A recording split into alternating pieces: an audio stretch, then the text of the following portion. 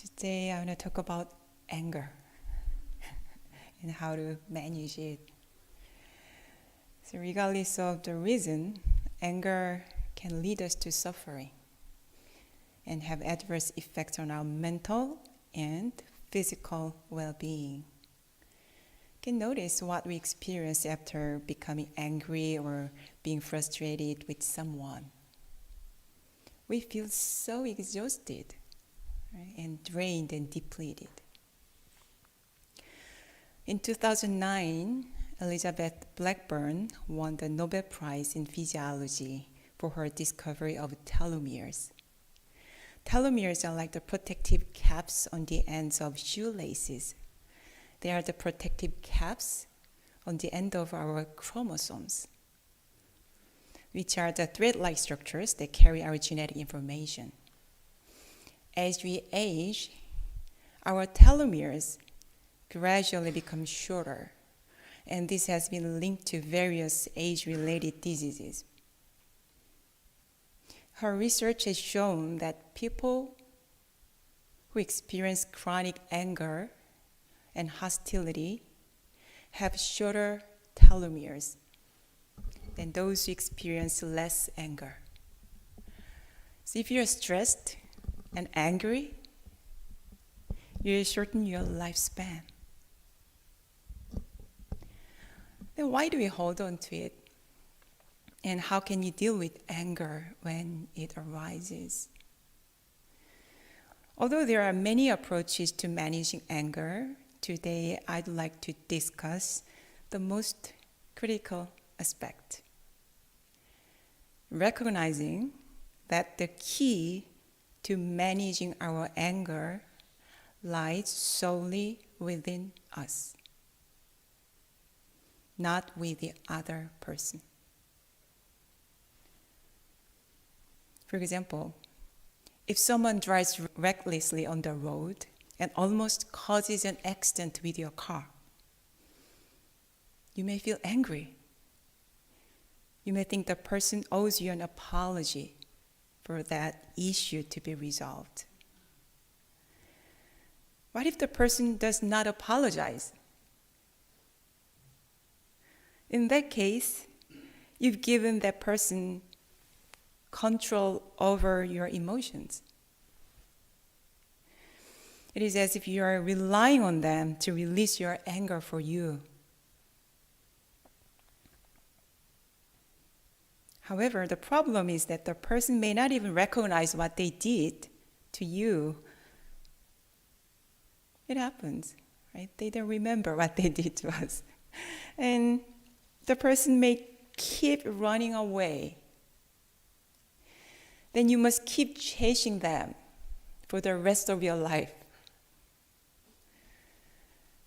So to let go of your anger, it is crucial to remember that you are responsible for your own anger. Dr. Jieun Taylor, a neuroanatomist and author, has said that anger only lasts for 90 seconds. She explains that when we experience an emotion, it triggers a physiological response in the body, such as the release of neurotransmitters and hormones. This response peaks at around 90 seconds and then dissipates. 90 seconds.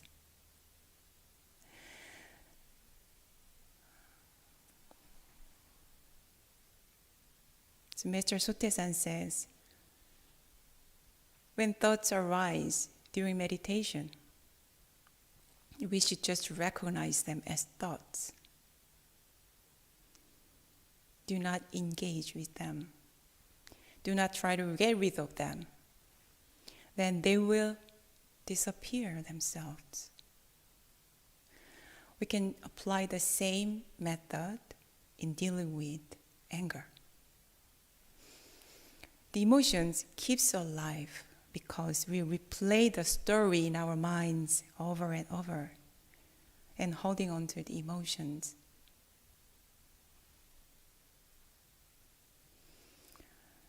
I'd like to share my personal experience about this. During a vulnerable period in my life, someone in a position of power treated me unfairly, causing me to suffer mentally for several years. For a long time, I held on to the belief that I was a victim. And the memory made me feel uncomfortable for many, many years after that. Although I wanted to let go of the negative emotions, I didn't want to force myself to forgive. I thought that forgiveness should come naturally when I was ready. During that difficult time, my teacher told me that I was the only one who could make myself feel small, and that it was me, not the other person, who hurt me and who was underestimating myself. But at that time, I didn't fully understand the meaning behind these words. And years later, it dawned on me that I wanted to become the owner of my own emotions. I felt a sense of aspiration. Many self-help books discuss similar ideas, right? And perhaps that was what my teacher was trying to teach to me. But I wasn't ready to accept that at that time. It wasn't until I shifted my focus from what had happened to me in the past and what I had lost as a result to how I want to live and what I want to become, that I felt prepared to let go of my anger and understood what my teacher had told me years earlier. So I decided to shift my focus from what had happened in the past, and to the present moment. It is common to believe that we must first have a complete understanding to have a faith in a practice and to start doing it. However, the desire to do it comes first. You must want it first, then believe it and practice it. Therefore, if you have an aspiration of change, it means you're ready for it. It means you can do that. You can make that change. If you're finding it hard to let go of anger, then ask yourself, do I truly want to let it go?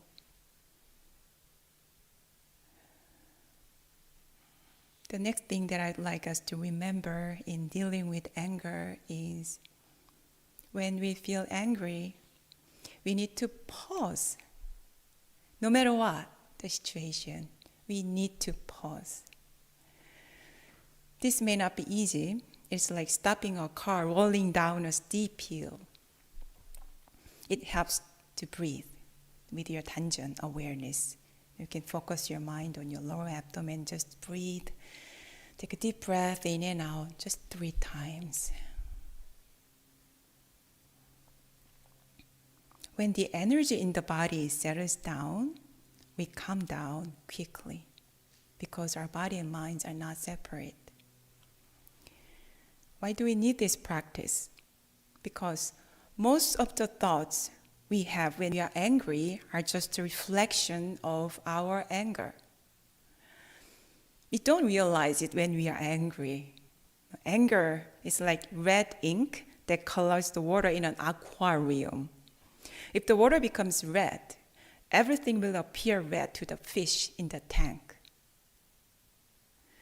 When we are angry, we think the other person is entirely wrong. This can cause us to act unskillfully. And one day, this is also my story.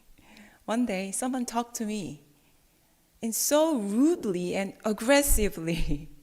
And I immediately thought it was wrong. And his manner was not acceptable at all. So what did I do? I did something I felt I had to do. I reacted by saying something with the same rude and aggressive energy to punish him. You deserve it. And although it seemed like the right thing to do at that time,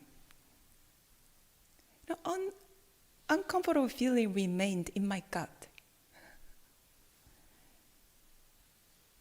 After doing right thing, then you're supposed to feel comfortable, right? And eventually I realized that I did not necessarily have to act like that.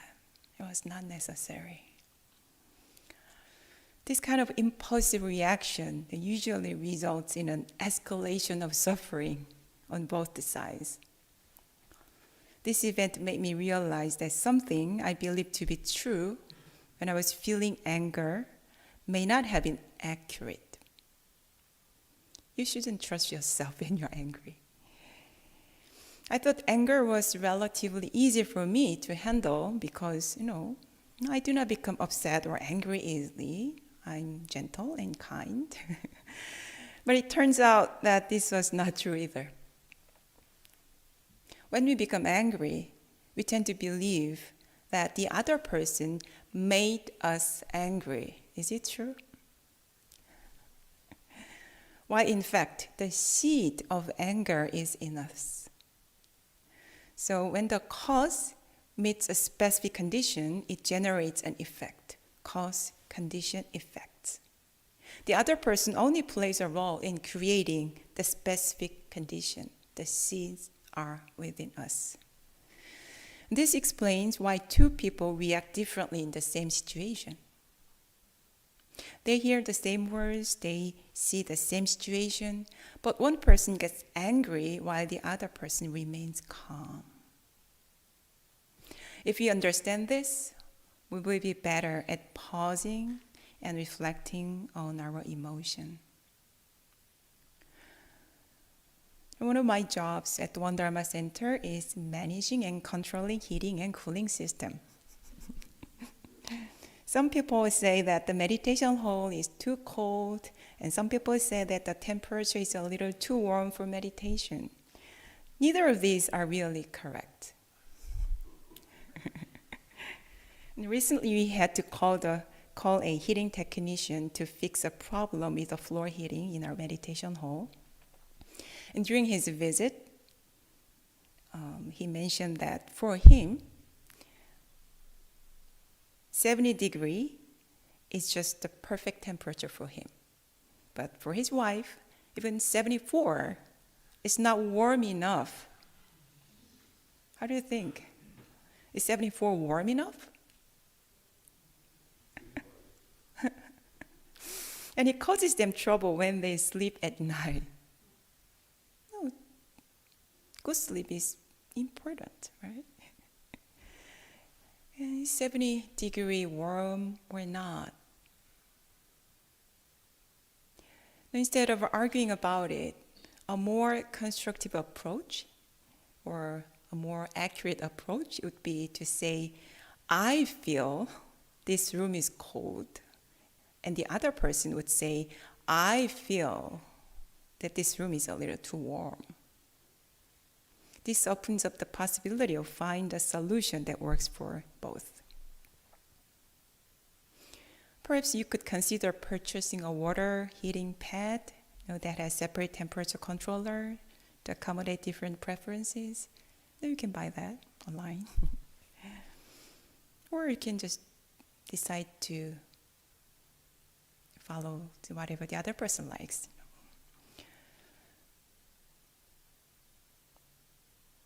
Just as different people respond differently to the same temperature, our minds can also have different reactions to the same sensory conditions. And we can only recognize this when we pause and step back from our anger and become aware of what we are feeling. We need to step back and to have some distance from what we are feeling. And this doesn't mean that we have to ignore all the wrong behavior of other people in the society. So let me introduce a story in our scripture. One day, the son of a disciple of Master Sote-san was badly startled by a hunter's misfire. His son would have been killed. The disciple was wondering what the right choice and action would be if the worst case happened. He thought, should I just forgive him? Should I just accept anything that happens to my son because everything that happens has its reason? I practice and I learn cause and effect, the principle of cause and effect in the universe. So he asked to Master Sote-san,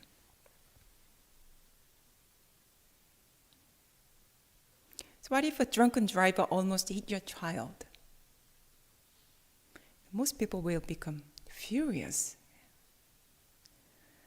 Now, how would you react? How would you response? Sote-san said to the disciple, I would, as a citizen and a father, immediately report the details to the government office. I would subsequently entrust the matter to the office that regulates the law and consider it to be out of my hands after that. This story tells us that even in difficult and emotional situations, such as a life-threatening situation involving our child, we should not be consumed by our emotions and react impulsively.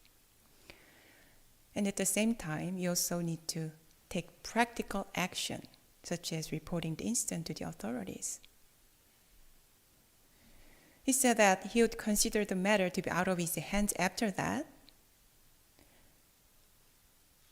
There are certain things that are beyond our control, and we must learn to accept them and move on rather than holding on to that. This story teaches us how to find the middle way in situations where we could be angry at somebody's mistake or wrongdoings. Today I have shared how to deal with anger. Anger is one of the 3 poisonous minds in Buddhism. The other 2 are greed and delusion or ignorance. I'd like to conclude my talk by reading the first items of the essential dharmas of daily practice. The mind is originally free from disturbance, but disturbances arise in response to sensory conditions. Let us restore the equanimity of our true nature by letting go of disturbances. I hope we all become the master and the owner of our minds. Thank you.